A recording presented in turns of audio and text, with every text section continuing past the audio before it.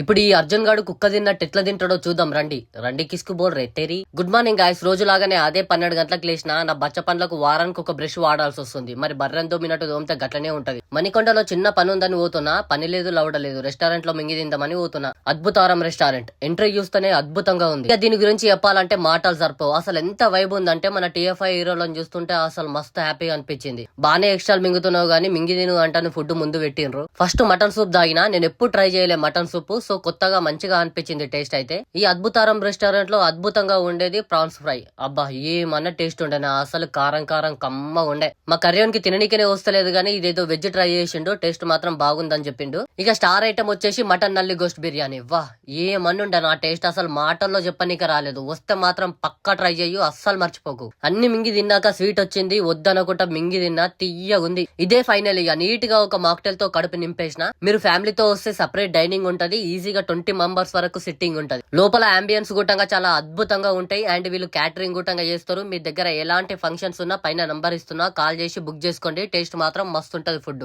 Location ఎక్కడ అనుకుంటారు? Khajaguda circle, Rayadurgam, Gachibowli.